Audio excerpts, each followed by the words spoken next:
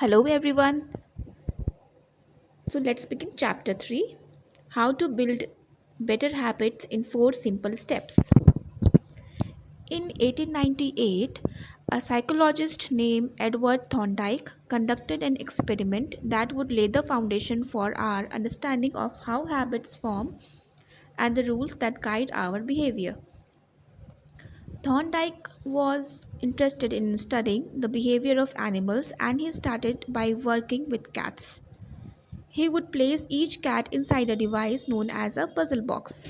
The box was designed so that the cat could escape through a door by some simple act, such as pulling a loop of cord, pressing a lever, or stepping on a platform.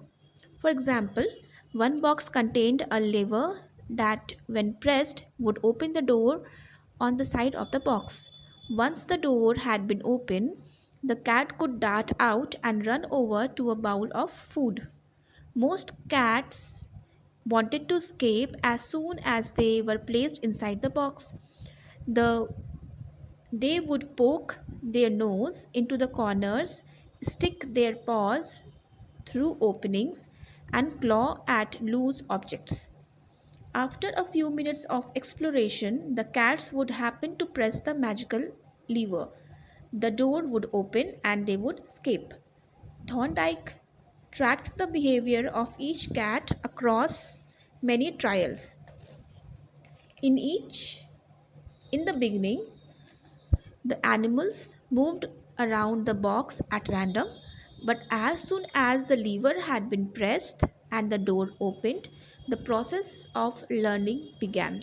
Gradually, each cat learned to associate the action of pressing the lever with the regard of escaping the box and getting to the food.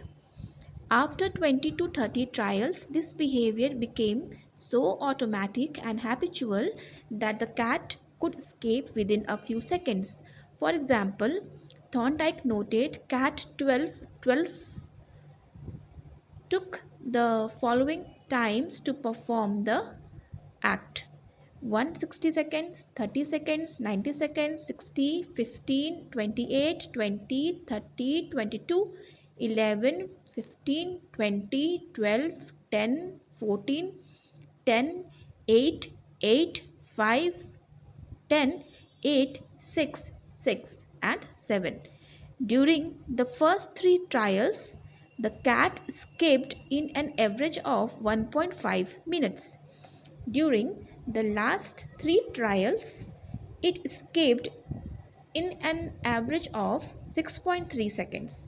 With practice, each cat made fewer errors and their actions became quicker and more automatic. Rather than repeat the same mistakes, the cat began to cut straight to the solution. From his studies, Thorndike described the learning process by stating behaviors followed by satisfying consequences tend to be repeated, and those that produce unpleasant consequences are less likely to be repeated. His work provides the perfect starting point for discussing how habits form in our own lives. It also provides answers to some fundamental questions like what are habits and why does the brain bother building them at all. Why your brain builds habits. A habit is a behavior that has been repeated enough times to become automatic. The process of habit formation begins with trial and error. However, whenever you encounter a new situation in life, your brain has to make a decision. How do I respond to this? The first time you come across a problem, you are not sure how to solve it. Like Thorndike's cat, you are just trying things out to see what works. Neurological activity in the brain is high during this period. You are carefully analyzing the situation and making conscious decisions about how to act. You are taking in tons of new information and trying to make sense of it all. The brain is busy learning the most effective course of action.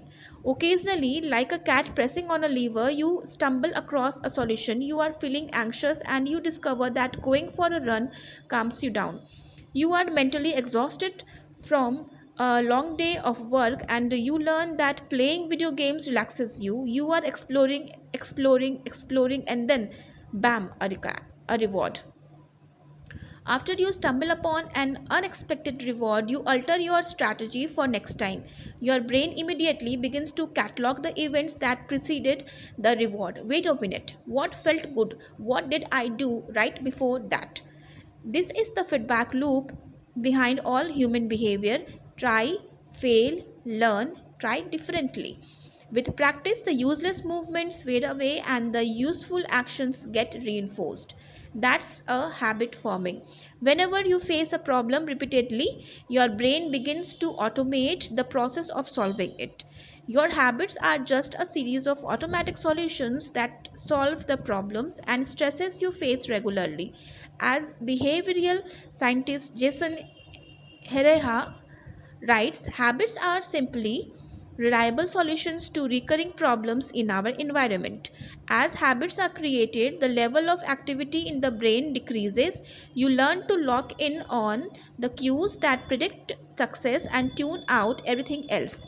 When a similar situation arises in the future, you know exactly what to look for. There is no longer a need to analyze every angle of the situation. Your brain skips the process of trial and error and creates a mental rule: if this, then that. This cognitive scripts can be followed automatically whenever the situation is appropriate. Now, whenever you feel stressed, you get the itch to run. As soon as you walk in the door from work, you grab the video game controller. A choice that once required effort is now automatic. A habit has been created. Habits are mental shortcuts learned from experience. In a sense, a habit is just a memory of the steps you previously followed to solve a problem in the past. Whenever the conditions are right, you can draw on this memory and automatically apply the same solution. The primary reason the brain remembers the past is to better predict that will work in future. Habit formation is incredibly useful because the conscious mind is the bottleneck of the brain. It can only pay attention to one problem at one time. As a result, your brain is always working to preserve your conscious attention for whatever task is most essential. Whenever possible, the conscious mind likes to pawn off tasks to the unconscious mind to do automatically. This is precisely what happens when a habit is formed. Habit reduces cognitive load and free up mental capacity so you can allocate your attention to other tasks. Despite their efficiency, some people still wonder about the benefits of habit. The arguments goes like this: will habit make my life dull?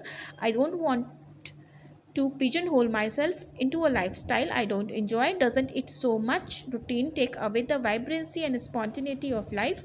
Hardly. Such questions set up a false dichotomy. They make you think that you have to choose between building habits and attaining freedom. In reality, the two complement each other. Habits do not restrict freedom, they create it. In fact, the people who don't have their habits handled are often the ones with the least amount of freedom. Without good financial habits, you will always be struggling for next dollar.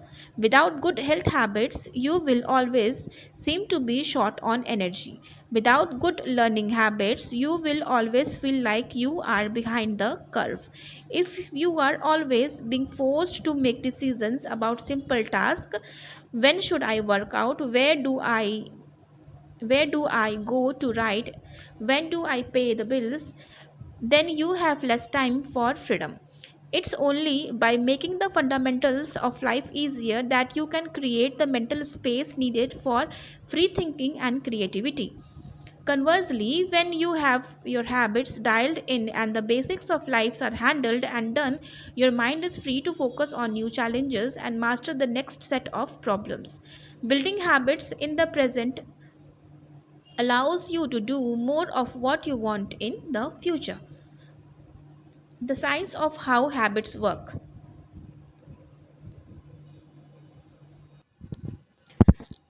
The process of building a habit can be divided into four simple steps: cue, craving, response, and reward.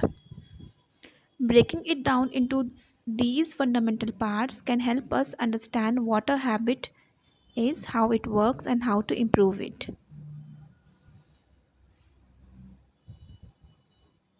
All the habits proceed through four stages in the same order: cue, craving, response, and reward. This four step pattern is the backbone of every habit, and your brain runs through these steps in the same order each time. First, there is the cue. The cue triggers your brain to initiate a behavior. It is a bit of information that predicts a reward. Our prehistoric ancestors were paying attention to the cues that signaled the location of primary rewards like food, water, and sex. Today, we spend most of our time learning cues that predict secondary rewards like money and fame, power and status, praise and approval, love and friendship, or a sense of personal satisfaction. Of course, these pursuits also indirectly improve our odds of survival and reproduction, which is the deeper motive behind everything we do.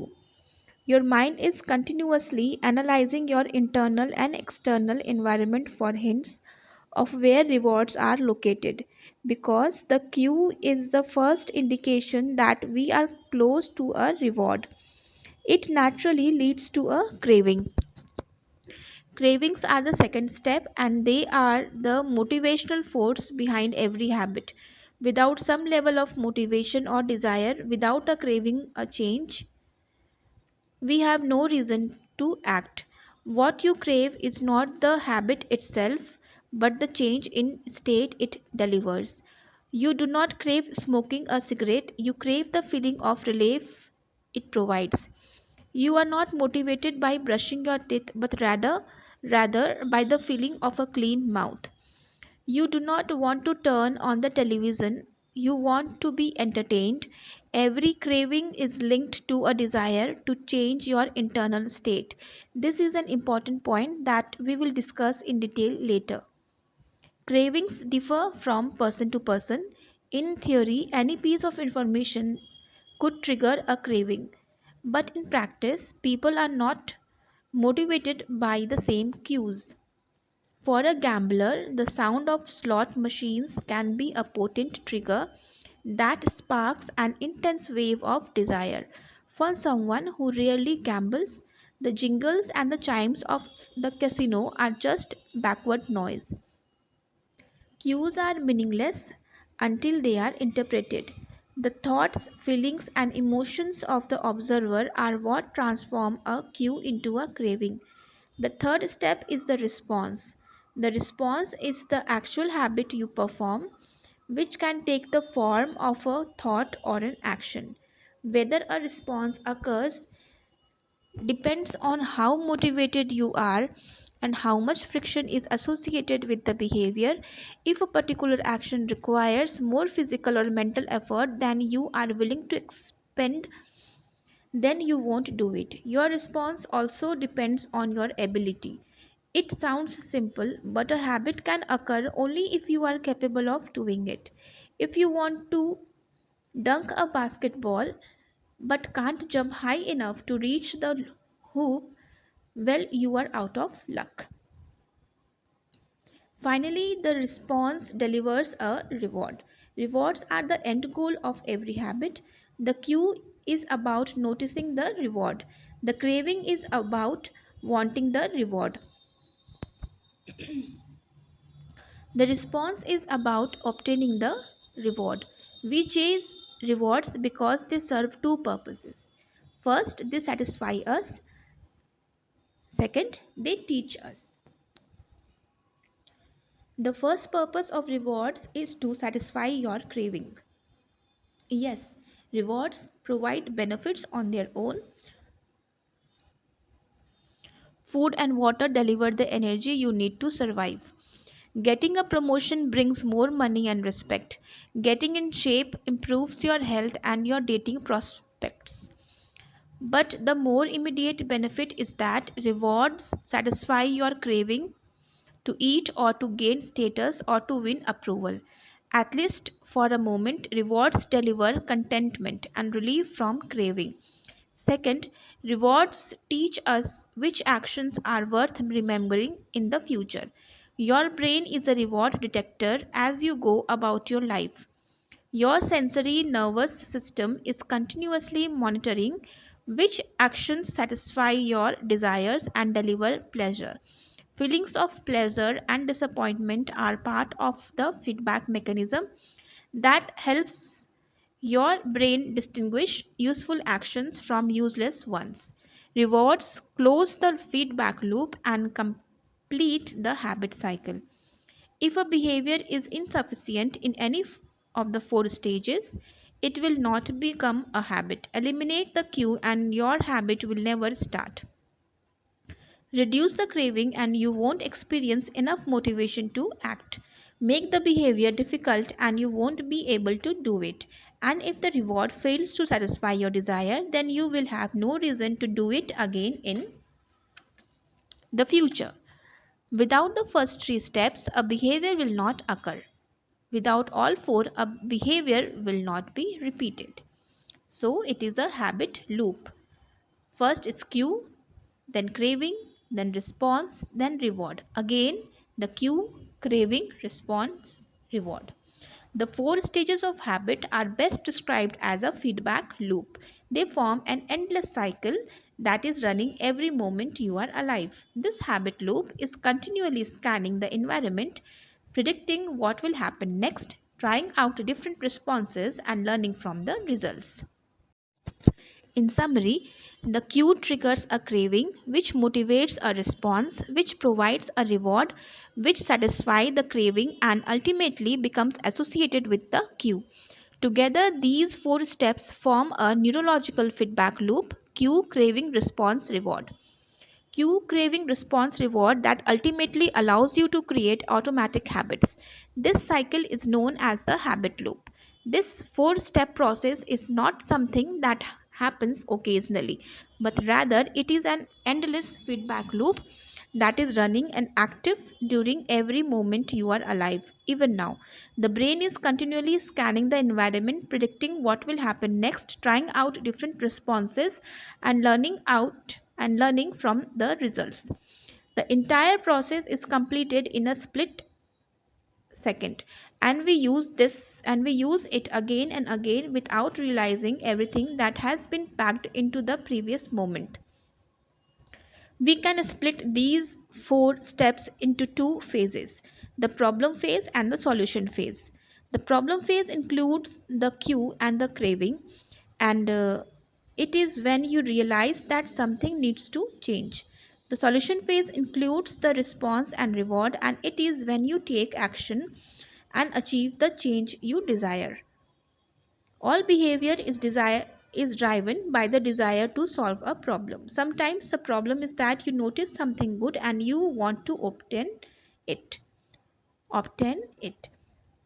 Sometimes the problem is that you are experiencing pain and you want to relieve it. Either way, the purpose of every habit is to solve the problems you face. In the table of the in the table on the following page, you can see a few examples what this looks like in real life. Imagine walking in a dark room and flipping on the light switch. You have performed this simple habit so many times that it occurs without thinking. You proceed through all four stages in the fraction of a second. The urge to act strikes you without thinking. By the time we become adults, we rarely notice the habits that are running our lives. Most of us never give a second thought to the fact that we tie the same shoe first each morning and unplug the toaster after each use, or always change into comfortable clothes after getting home from work. After decades of mental programming, we automatically slip into these patterns of thinking and acting. The four laws of behavior change. In the following chapters, we will see time and again how the four stages of cue, craving, response, and reward influence nearly everything we do each day. But before we do that, we need to transform these four steps into a practical framework that we can do, that we can use to design good habits and eliminate bad ones. I refer to this framework as the four laws of behavior change, and it provides a simple set of rules for creating good habits and breaking bad ones. You can think of each law as a lever that influences human behavior. When the levers are in the right positions, creating good habits is effortless. When they are in the wrong positions, it is nearly impossible. First law, cue. Second law, craving. Third law, response. Fourth law, reward. How to create a good habit? First law, cue, make it obvious. Second law, craving, so make it attractive. Third law, response, so make it easy. The fourth law is reward, make it satisfying. We can invert these laws to learn how to break a bad habit. Inversion of first law, cue, make it totally invisible. Inversion of second law, craving, make it unattractive. Means making the bad habit unattractive. Inversion of third law, response, make your bad habit looks difficult. Inversion of fourth law, make the bad habit unsatisfying. It would be irresponsible for me to claim that these four laws are an exhaustive framework for changing any human behavior, but I think they are close. As you will soon see, the four laws of behavior change apply to nearly every field, from sports to politics, arts to medicine, comedy to management. These laws can be used no matter what challenge you are facing. There is no need for completely different strategies for each habit. Whenever you want to change your behavior, you can simply ask yourself, how can I make it obvious? How can I make it attractive? How can I make it easy? How can I make it satisfying? If you have ever wondered, why don't I do what I say I am going to do? Why don't I lose the weight or stop smoking or save for retirement or start that side business? Why do I say something is important but never seem to make time for it? The answers to those questions can be found somewhere in these four laws. The key to creating good habits and breaking bad ones is to understand these fundamental laws and how to alter them to your specifications. Every goal is doomed to fail if it goes against the grain of human nature. Your habits are shaped by the systems in your life. In the chapters that follow, we will discuss these laws one by one and show how you can use them to create a system in which good habits emerge naturally and bad habits wither away.